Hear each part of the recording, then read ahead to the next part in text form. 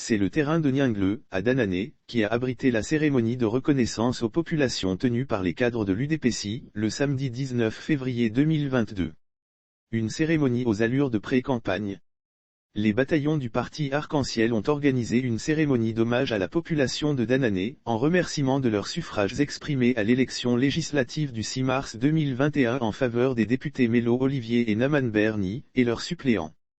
À l'ouverture du rideau sur la cérémonie, l'honorable Naman Berni a prophétisé le déclin politique du Rassemblement des Oufouettistes pour la démocratie et la paix, RHDP, dans la région de Tonki.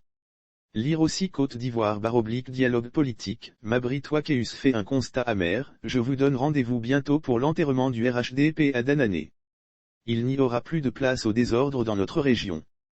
A annoncé l'honorable Berni, sous un tonnerre d'applaudissements.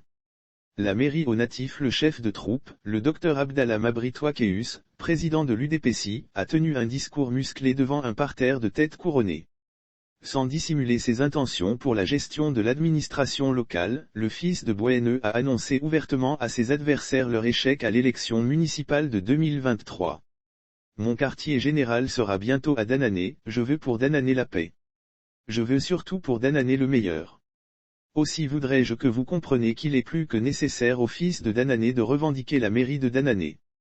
J'y veillerai cette fois-ci. Mon quartier général sera bientôt à Danané, a fait savoir l'ancien ministre de l'Enseignement supérieur et de la Recherche scientifique.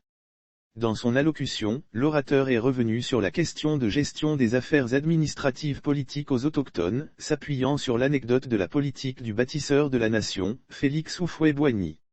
Le président Houphouët-Boigny a pratiqué en Côte d'Ivoire une politique de cohésion. À chaque élection, Houphouët prenait le soin de consulter les ébriers de sorte qu'il ne peut pas avoir de maire à Abidjan sans que les ébriers ne donnent leur accord. On ne donne pas la chefferie d'un village à un étranger. Je voudrais qu'à Danané, toutes les communautés comprennent qu'il est légitime au fils de Danané de revendiquer la mairie de Danané. Et l'UDPSI va veiller à ça, a fouetté Mabry, le docteur d'État en médecine. Le président de l'UDPSI n'a pas manqué d'avertir son auditoire et l'ensemble de l'opinion nationale et internationale sa détermination politique d'accéder à la magistrature suprême pour gouverner la Côte d'Ivoire autrement, a-t-il prévenu, en implorant le ciel afin de lui donner les armes nécessaires pour les prochaines élections présidentielles de 2025 qu'il espère remporter.